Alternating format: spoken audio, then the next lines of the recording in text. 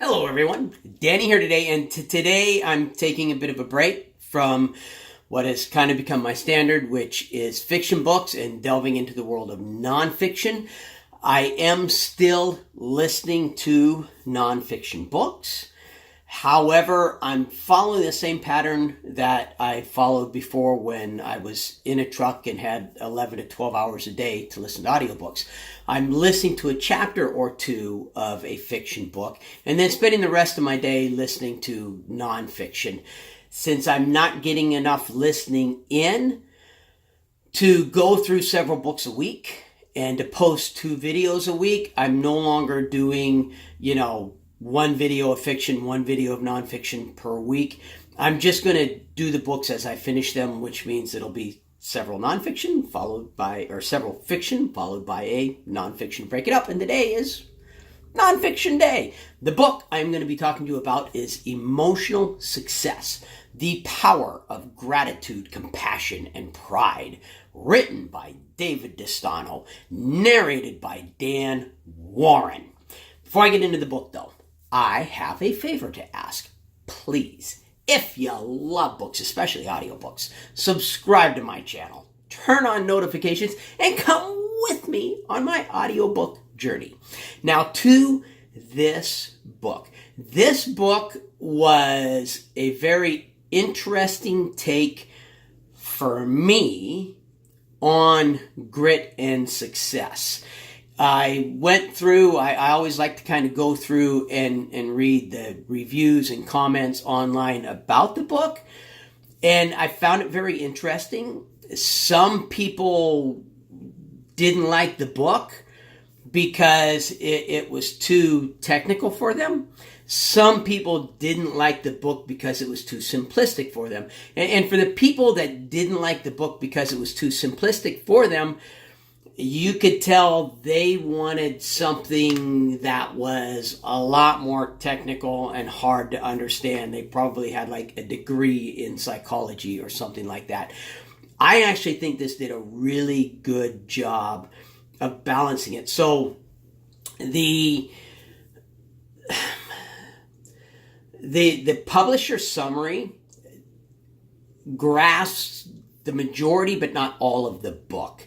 And if you read the publisher summary, what the publisher summary tells you is basically that, there's all these books on grit and determination and willpower. And basically, if you've done any studying of grit, determination, and willpower, all of the theories nowadays are that willpower is like a muscle in the body.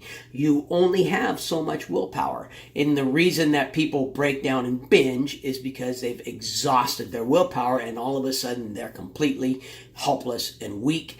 And it's just like doing a set. You're benching away and you hit muscle fatigue, and all of a sudden you can't push that weight up anymore, and your spotter's got to grab it and lift it for you. Same thing with your willpower. You've pushed your willpower, and now all of a sudden, boom, it dies. You can strengthen it like you do at a gym working out your muscles, but when that's exhausted, it's gone. The theory behind this book is that there is a better way to generate grit and determination. Not to rely on willpower, but rather to rely on emotions that either add to and strengthen your willpower or make willpower completely unnecessary. And he focuses on 3 emotions: gratitude, compassion, and pride. And he goes through and he shows in the book how to apply each of those 2 different areas, how to use compassion. Because if you think about it, if I was to say, hey, you keep giving up on your diet, you need to have some compassion for yourself. That will help you with your diet. It sounds like what I'm saying is you just need to have compassion, forgive yourself, realize that you're human, keep binging on your diet. But that's not what he's saying at all. You need to use compassion correctly so that you can actually stop binging on your diet. And he explains how to do that in the book. It's kind of like someone with a hammer, and they're trying to drive a nail, and they're using the claw end of the hammer. They're not going to get very far. He's saying, turn that hammer around, use the head of the hammer, use it the way. And it's not a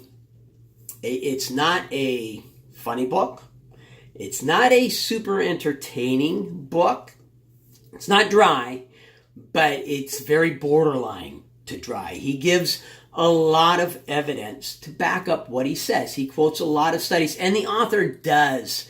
He does attempt to throw some, I don't want to say humor. What's the word I'm looking for here? He attempts to lighten the book and to make it less technical and less dry. It's just not the type of book that you can really do that with. He does an excellent job of keeping everything simple and understandable so that someone like me, who hasn't done a lot of studies of the areas that he's talking about, can fully understand and comprehend what he's talking about. There was never a point in this book where I was like, I got to rewind because I didn't understand that. No, rewind. I don't think I understand what the author's. I understood the book, and I'm sitting now in an office. I used to be sitting behind the wheel of a truck. Now I'm sitting in an office, get interrupted by a phone call. I'm doing computer stuff, and I'm listening at the same time. So it's not getting 100% of my attention, and I'm still able to follow and understand what the author is saying. And I'm able to follow and excuse me, I apologize for that. I'm able to follow and understand it well enough that I can take it and apply it. I can go home at night and lay in bed and think about, what was he saying?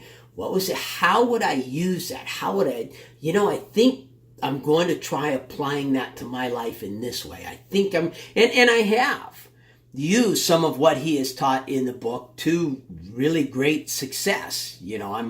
I'm trying to lose this extra fat that I put on over the holidays, and I've got a trainer, and the trainer's working with me and got me on this very restricted diet, eating, basically doing like a Whole30 kind of a thing. And we've got family coming up to visit because we're in a new place. They want to see the new place, see the town, and of course we want to take them out. And we go out to eat, and it's like, what can I eat at this restaurant? Oh, dude, and I don't want to sound like a dork going, well, yeah, I can't eat that, and I can't eat that because I'm trying to be healthier than everyone else around the table at me, because you kind of feel like a jerk doing that, oh, sorry, I can't have the burger and french fries because I'm better than you. I'm trying to be healthy. And that feels wrong. But to go, my trainer has me on a special diet. That's kind of cool. You can actually take a little bit of pride and go on, my trainer has me on a special kind of a diet. And so I used his article on pride there. And, pride's an interesting one for me, because my dad was a minister. I go to church regularly. I'm a Christian. I'm a Bible believer. And the Bible talks a lot about pride. And that's always been one that I've kind of battled with, because is it wrong for me to take pride in my children?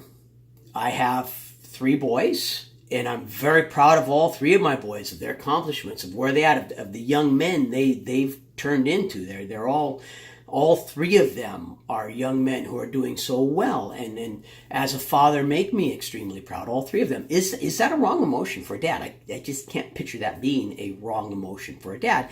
But the Bible talks about pride as if it is a wrong emotion, and I think some of that is misinterpretation, and there's a fine line between pride and arrogance. And when the Bible's talking about that, it's talking about the arrogant side of it, not just there is a good side to pride. And he talks about using the good side of pride to help you accomplish your goals. Quotes a lot of studies. Some of the studies have been brought up in other books, but the studies that have been brought up in other books, he's bringing out different conclusions than the other books, that he's using them to prove a different point than they've been used to prove before. And he quotes a lot of studies that haven't been quoted before. The narrator was a really good choice. I really like the narrator for the book. This is one of those books that really needed a good narrator to keep it from getting dry. You needed a narrator who could present this material, which is borderline dry, in such a way as to keep it from becoming dry. And the narrator, Dan Woren, does an excellent job. He was a great choice for a narrator. I don't remember any mature content in the book to warn you about. He does at times get a little political. But one of the things that I really liked about this book, there were a few times when he started to approach some subjects where little warning bells went off in my head, and I was like, oh, he's about to tick me off, and I'm about to hate this book because he's about to call a group of people evil. Because that's what American politics is nowadays. If you disagree with me politically, you're an evil, vile person. Not just we disagree. I don't even understand that. I mean, I'm a Seahawks fan, diehard Seahawks fan. Does that mean everyone that supports a different football team is evil? No, that just means they love a different football team. And quite honestly, if every single football team didn't have a diehard fan base, the NFL wouldn't exist. Because it wouldn't, if everyone in the United States supported the Seahawks, the NFL would fail and the Seahawks would have no one to compete against. Our American system is designed to allow us to disagree without everybody being evil, but it's kind of turned into this evil. And so that's what I was expecting him to approach. That, here we go. You get a feel from the book where some of his political leanings go. And so when he starts talking about that, you're like, oh, here it comes. They're going to be the evil people. He manages to avoid that. He doesn't present the opposing opinions, the opposing people in a bad light. There's even times when he's talking about someone where, based on previous parts of the book, I would bet that he disagrees with them politically, but if I was only listening to that portion of the book, I wouldn't know if he agreed or disagreed with them at all. So he completely manages, in my opinion, to avoid any of that, those people are evil, these people are good, kind of a thing. And I really liked the way he handled that. It allowed me to listen to the book without walls ever shooting up to, protect myself from him disagreeing with me on some manner whatsoever. I could listen to what he was trying to get across, and with an open mind without it being affected by his personal viewpoints, even though in the book you do get an idea of the author's personal viewpoints on a few different subjects. And I guarantee you there will be people out there who will disagree with some of his viewpoints in there. And there'll be points, say, global warming.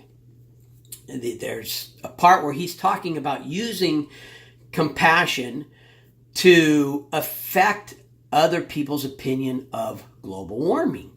And he believes in global warming. That's comes across in the text there. So if you're one of those people who, don't necessarily believe, I'll be honest with you, I don't believe in global warming. Our planet changes temperatures fluctuate. You can't keep the temperature in your house constantly the same.